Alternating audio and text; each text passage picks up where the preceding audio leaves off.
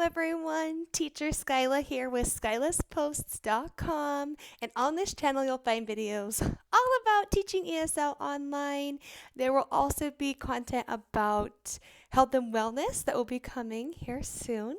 But today what I really want to talk to you about is pros and cons of teaching ESL online. This video is specific to VIPKid. So this is what I did to kind of start this video out, and something that's kind of fun is that I did a survey, and I threw the survey out there and I got 32 responses to this survey. And I may even make another video if I continue to get more responses and share more information again if I feel like the answers had changed at all. So every single person that answered this survey is or has been a teacher with VIPKid, and these are people that are all over the country. A majority are in the US, but just so you know, it's a really well rounded group of people. It wasn't specific to any one area. I just reached out to teachers that I have access to through social media. And these are the responses that I got so far. So first I want to go through the 8 survey questions and read to you the percentages of the answers I got, and then add some more pros and cons and things as we go. So this is just an honest, truthful evaluation. Now, all jobs, there will be pros and cons. There will never be a perfect job that has all of the things that you love. So let's get to it. The very first question is, would you recommend VIPKid to other people? All 32 people said yes. So that means that everyone is at least satisfied enough with the opportunity to make money with teaching online with VIPKid to where they would, if given the opportunity, feel comfortable enough sharing it with someone else. So that really surprised me. I kind of anticipated it would be like 80-20 or something, that there'd be a few people saying, well, yeah, sure. But that kind of surprised me. So, of course, that could vary, I think, if you got more responses from people. But that was kind of an interesting and good start. The second question is, how satisfied are you with VIPKid? Again, there was 32 people. The choices were very satisfied, satisfied, neither satisfied nor dissatisfied, dissatisfied, or very dissatisfied. So I'll go from lowest to highest on percentages. So very dissatisfied was 3%. So one person said, I haven't been satisfied with VIPKid themselves. And then nobody chose dissatisfied. I did have one person. So again, 3%, 3.13% was neither satisfied nor dissatisfied. But I thought this was pretty good. 43.75% said they were satisfied, and 50% said they were very satisfied. So I think that those are fair numbers and a fair representation of how they feel with the company VIPKid themselves. Now, something that can be a con with working for a company such as VIPKid is that it is run by people who are mostly non-native English speakers. So sometimes there is a little bit of a learning curve when trying to communicate with them. And I think that like if you have questions and you contact them, sometimes you may get like a generic response, or you may get something that doesn't quite translate into making sense in answering your question. So that can happen. That would be a con. But even with something like that, people are still pretty satisfied. Like I said, 43% satisfied and 50% was very satisfied. So that's pretty interesting to learn and to find out. And then, how would you rate the application process? And we had excellent, great, good, and bad. And this I really I really thought this was interesting. We've got two people, so 6% said bad, 15% said good. I don't know if you want the decimals or not. Uh, 53% said great, and 25% said excellent. So it is definitely a process. And a, a, a pro to the process is that when you're getting hired, there is some training materials that come along with it, and you do get some mentoring during the process. But a lot of people feel rushed to make it through the process. And so that could be a con, is that maybe you don't want to feel rushed. And that is something within VIPKid that some people aren't thrilled about during the application process.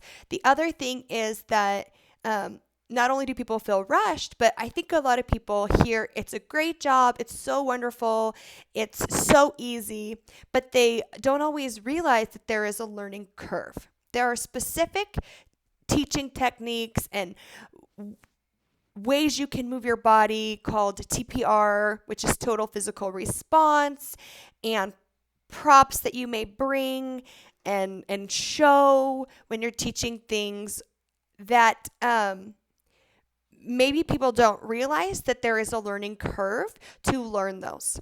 So I think that there is a disconnect sometimes for people going through the application process because they don't realize that there is a learning curve. Now, every job has a learning curve, but that doesn't mean that the job is not easy. So can the job and teaching feel easy to you? Absolutely. But there's still a learning curve because a lot of us come in having never taught online before. So sometimes just the logistics of keeping your body within the camera can be difficult. Or so that your writing is not backwards, the camera is reversed. So when you pick up your right hand, it's showing your left hand on the screen. So if you're pointing at something, it might be a little bit confusing. And then also, like I said, the total physical response, props, just gestures and things might seem unnatural when getting started. So I could definitely see how there would be some variety in how people feel about the application process itself. The great thing is that there are people willing to help coach you through the process. So that would be a pro, is that not only with VIPKid, but for other companies for teaching ESL online, there are a lot of people that are willing to help and coach you through that process because we don't want you to just come in and feel overwhelmed and then say, it's not for me, when maybe it's just a learning curve, or maybe you just need some tips from somebody who's done it before. And so just know that the application process could be a pro or a con depending on how you feel about it. And maybe getting a coach or a mentor like myself would be a way to make that be a pro, more of a pro for you. Okay, question 4. How has your teaching experience been so far? I have a wide range from these teachers that submitted the answers to this, and some were pretty new to VIPKid, others had been in 1, 2, 3 years. And the choices were excellent, great, good, and bad. I had 0 say bad, 6% said good, 25% said great, and 68 said excellent. So their experience as a teacher, their teaching experience, for the majority is pretty great or excellent. So that is exciting. One thing that really is a pro for people is that all of the curriculum is provided. So it really helps preserve your time in lesson prep, because the content is already there, and the ways to teach that you learn during the application and hiring process, and even within starting to teach is great and can be a pro for you, that you don't necessarily need to spend so much time in lesson prep. There is, of course, some time, because we need to look through the material ahead of time, and you do have access to materials ahead of time.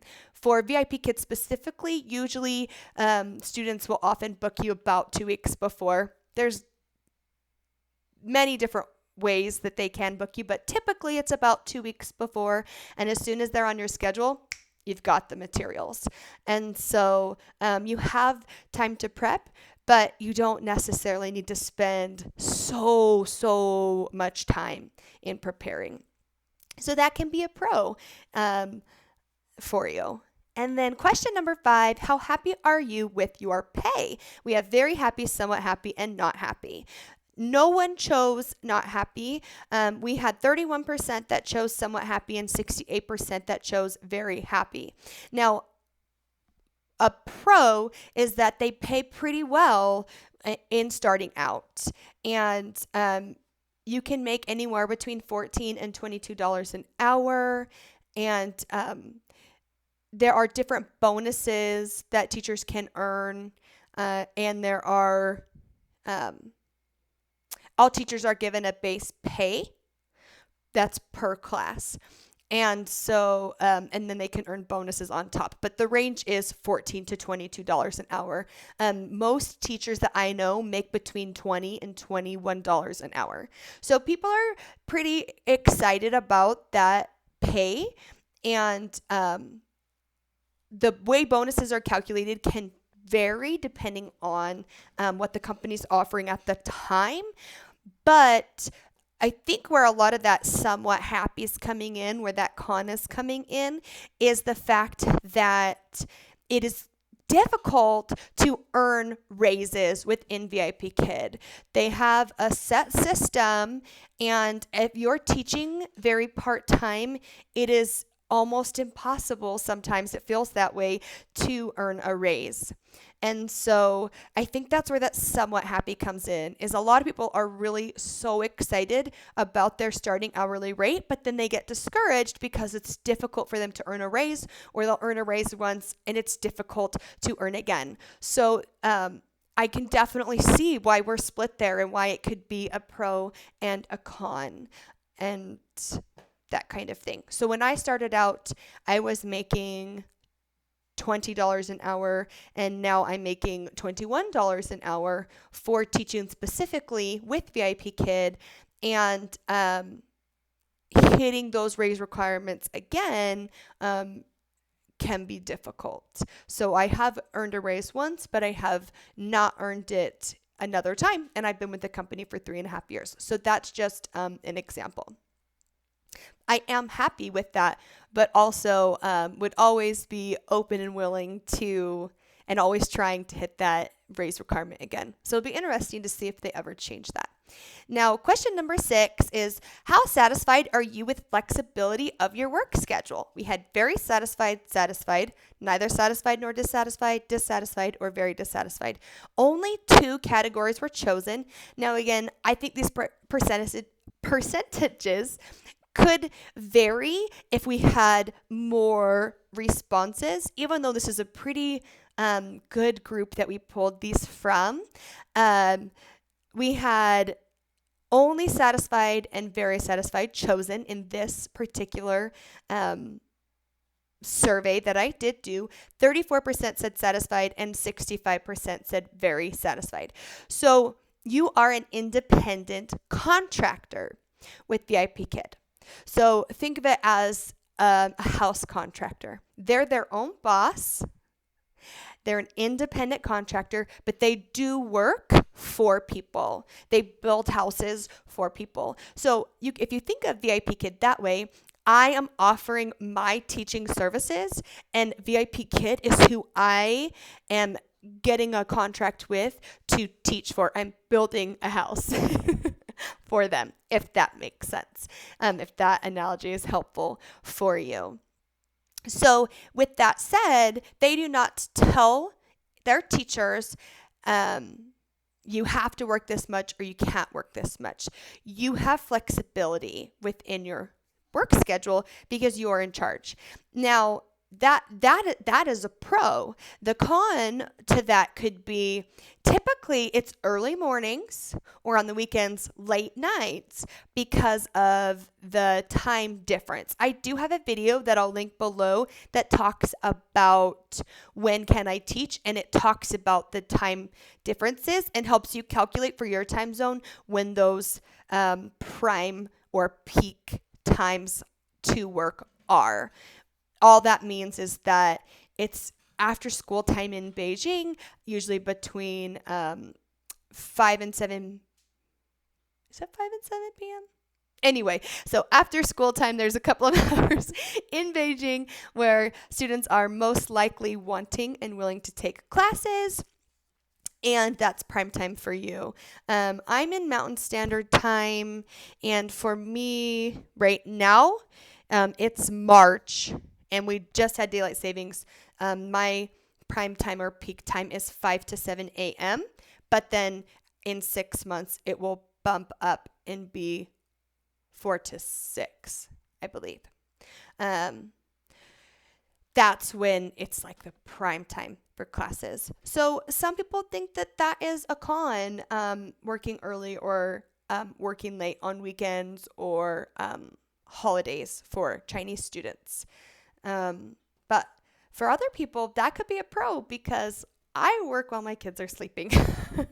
My kids are very young, so that's actually a pro for me most of the time. The other thing is that could be a con for flexibility of work schedule is that they have a cancellation policy that people feel is pretty strict. Each teaching contract is 6 months long, and within that 6 months, you only have so many chances to cancel or no-show. There is some flexibility if there are emergencies. For example, I've had two of my children my twins actually, when they were a little over a year old, they each spent a night in the hospital 2 months apart for different reasons. And I had to cancel my classes. I was not going to teach from a hospital room with an upset toddler. And VIPKid was very gracious. I just had to submit paperwork from the hospital, and those were excused. So do know that there are emergencies and things can be excused and not count against your contract. But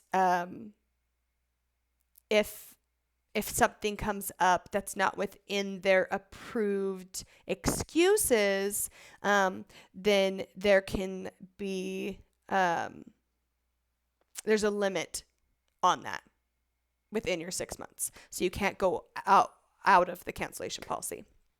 Anyway, so that could be a con, is really having to stay within that cancellation policy rules. Now, keep in mind, if you are really watching your schedule and really just being smart about it and being a planner, you can really work to avoid those situations where you would maybe miss a class or something, or double book yourself or anything like that.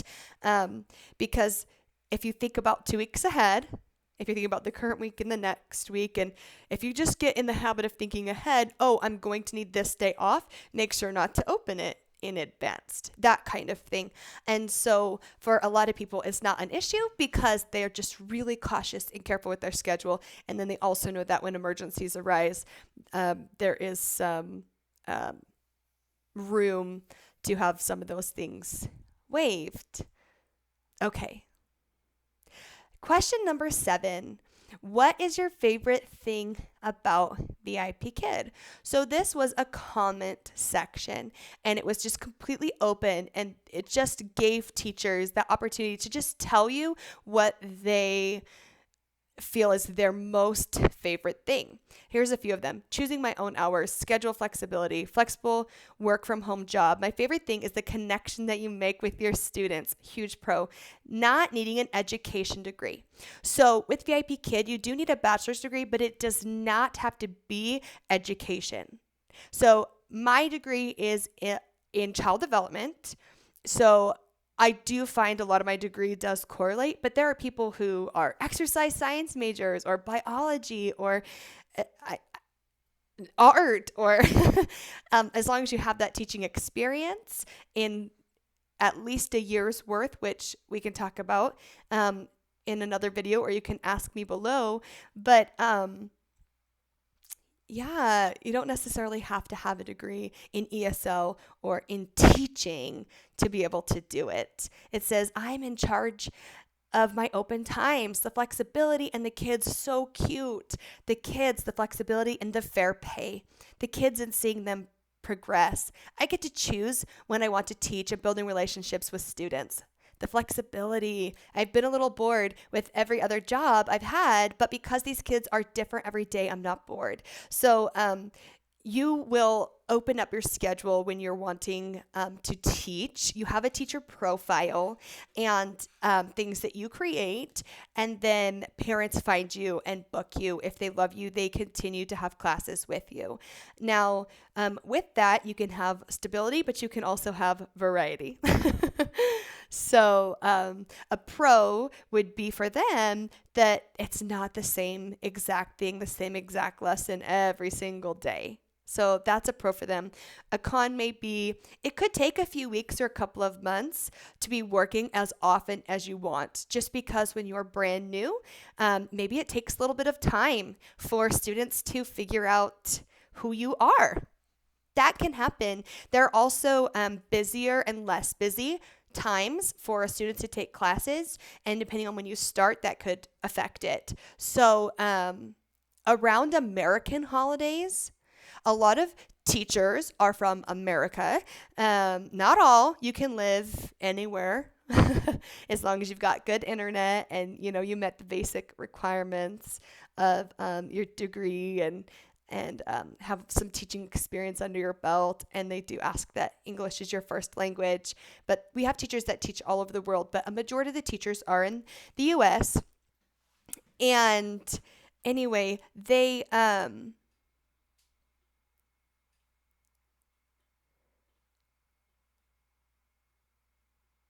oh my goodness. I just had a brain freeze. Oh my goodness. Work from home, flexibility of schedule, one-on-one teaching, teach as much or little as I want. Not bored every day. Oh yes. So American holidays, a lot of a lot of teachers will start to take that time off. Well, it's not a holiday in China. So when you're a new teacher and you're wanting to build up your schedule, if you're willing to work a couple of holidays, or if you're starting around that time, open it up and your bookings could potentially be higher. During Chinese New Year, which is usually it's like end of January, end of February, they celebrate for 3 or 4 weeks. A lot of them, students aren't taking as many classes because they're celebrating. Does that make sense? So there's just different times of year where things will kind of peak or go down. And so depending on when you start, you could hit one of those times. So it could be a pro or a con when you get started, and depending on how fast your schedule starts to get booked. Meeting and connecting with students, having my days free to do what is needed. The kids, my regular students. I get to meet and teach amazing students with a heart. Being able to work from home so I can be a stay-at-home mom. Connecting with families overseas. Joy of student learning, amazing kiddos, flexibility, income on demand. Yes, yes, yes. You actually can get paid in 3 different ways. You can get paid monthly, bi-monthly, or weekly. The only thing is bonuses are calculated for the full month. So just know the bonuses are only paid once a month. So if you get paid bi-monthly or you get paid weekly, so every 2 weeks or every single week, just know when you look at the calendar, the last week of that month will have the bonuses added to it. And if you get paid every week, it would be the week after that you would get it. If you get paid every 2 weeks, it would be the next paycheck that hits in 2 weeks from that date, if that makes sense. And they can pay you straight to your bank account. And it's really wonderful. As VIPKid has grown, they actually have an office in San Francisco, so it's not an international wire transfer anymore. And that's why they were able to offer more payment options and start getting rid of the fees that some of us were charged when we first started. My bank charged me $15 every month when I got that monthly payment. And waiting a whole month for money was fine because that was how it was. But I have also switched to every 2 weeks and weekly. And I'll make a video about that here soon. But I have really enjoyed that. Makes it feel like it's on demand for me. If I want more money next weekend, then I can work it this week and have it next weekend on that weekly pay. But anyway, one-on-one with students. VIPKid is one-on-one, so that's great. The question 8, what is your least favorite thing about VIPKid? I want this to be honest. I want this to be real. There are pros and cons of every job. So, least favorite thing. Maybe I should have done those in reverse so that we can end on a happy note. But I just want to keep this real with you. And please comment and share below your own experiences. If you agree or disagree with something we're talking about, let us know. We want to keep it real because that's what people want. They don't want all the rainbows and sunshine. They want the real deal. So that's what we're giving you. Cancellation policy. I told you. Ratings. I wonder if they're talking about parent ratings, because parents can leave feedback for you and they can leave tags for you, and that could maybe positively or negatively affect you depending on what a parent said. It says tech issues getting blamed on teachers. So maybe you have a class and the student was having tech issues, but for some reason they thought it was the teacher's tech issue and you don't get paid for that class. You know, but you don't get paid. So yeah, that could definitely be a con. The early morning and late day hours, for some people, that is really difficult. And for everyone at some point, it can be difficult. And then lack of communication. Having to look to YouTube for answers. Yeah, sometimes we don't get clear answers. Like I said, there's that barrier. Cancellation policy. And it talks about when you're sick. We've all worked when we're sick because we have bookings for the current week and the following week. So sometimes when you get sick, but you're not sick enough to fit within that excuse range, teachers are afraid of canceling too much, having it count against them, and we're working when we're sick. It happens. Sporadic bookings. Some weeks are packed and others slim, but there's a lot going on in the world now too. I started in October, so still trying to get used to the holiday and school schedule on top of the coronavirus. Yeah. Having parents learn who you are and getting things going. Yeah. The hiring process is quite grueling and I hesitate to recommend it to people. That's something we mentioned earlier.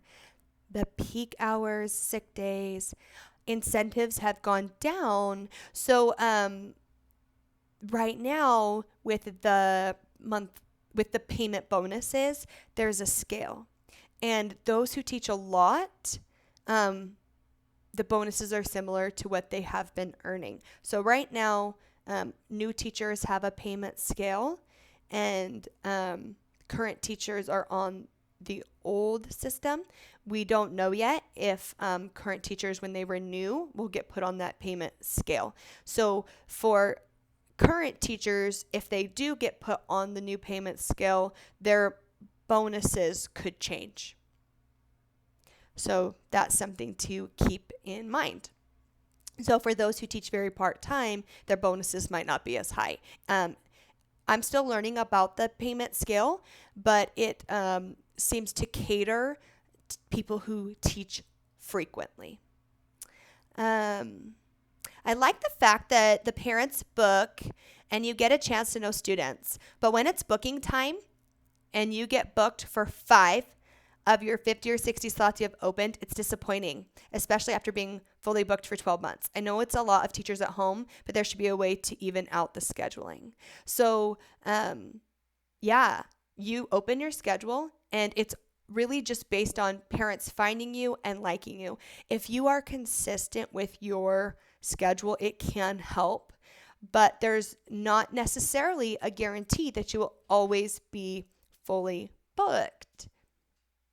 For me personally, when we have those dips in, when we have those dips where students maybe are not taking as many classes, that's the only time I'm not at 100%, but I've been really lucky and blessed to be at least 80 to 85% booked. And I don't know if that has to do with just my teaching specifically. Maybe I have a few really great regulars, and maybe some of my regulars like to take classes when some of my other students don't. I'm not really sure. We're always not quite sure exactly how that works out, but I do know that if you're consistent with your schedule, it really, really helps. And if you're doing a great job and getting good feedback from parents, that really, really helps, and things like that. So, that could be a con for some people. Rigid reviews of teacher IT and teacher no-shows. My least favorite thing is the cancellation policy, but I can't think of anything. The sleep schedule. The fear of a teacher no-show. If something goes wrong to make me late. Or getting fined because I am a few seconds late due to a problem related to computers. So if you do miss a class, typically they will charge you. Right now it's $10, and maybe you're only getting $9 for that class. So that could be a con. Definitely. Getting a raise can be hard because I'm not working enough hours for that part of the requirement. If you teach a trial class and the student doesn't come, you get half pay for no-shows. And so they said the incentive pay could be better if you're waiting for those kinds of things. The inability to change my schedule if the classes are booked even a couple of weeks in advance. Yeah, that goes along with the cancellation policy. Once you're booked, you're doing it. Yeah. The back-to-back classes sometimes leaves little time to expand with my favorite students. Now that will be up to you if you're doing back-to-back classes, but teachers typically do. Sometimes the early hours are too much, but it's really not that bad. So, I think that this survey really gave us a lot of really great ideas and really good feedback from people of pros and cons. For me, I have been so grateful for this company. When I started, I had a 3-year-old, a 2-year-old, and 5-month-old twins, and I needed to find a way to help my family. And honestly, the pros outweighed the cons for me. It was a little bit of a bummer because my twins were just starting to sleep, and I was like, I'm going to work. But it really has been a blessing. And with having young kids, I would have to adjust my schedule. I'd have to wait 2 weeks, but if they started waking up earlier, or I had a baby in 2018, and I started teaching in November of 2016, and so I've been teaching 3.5 years. I've been a mock class mentor, or I help with the stage of the hiring process, and I've been doing that for 3 years. But I find that I am constantly readjusting my schedule based on my family's life. Like with my baby, I would leave myself breaks. I'd maybe teach an hour, take a break, teach 2 hours, because I knew that my baby would need to eat in that time frame. But guess what? She'd start to sleep a little longer, and then in 2 weeks, I'd have to maybe adjust it a half an hour. So every couple of months, I feel like I'm even now still readjusting my schedule. But the fact that I'm able to work from home, I typically work early mornings so that my kids are still sleeping, but I'm using my degree. I'm helping my family financially, and I've been able to sustain this for almost 4 years. I have learned I do need to take time off so that I don't get too tired. For some reason, when we're in charge of our schedule, we sometimes feel the urgency to just be so consistent and so regular that we don't give ourselves breaks, where other jobs would give you more breaks. So we have to give those to ourselves. But really overall, it's just been such a blessing, and the pros have always outweighed the cons for me. But comment below any thoughts or feelings that you have. We'd love to hear from you.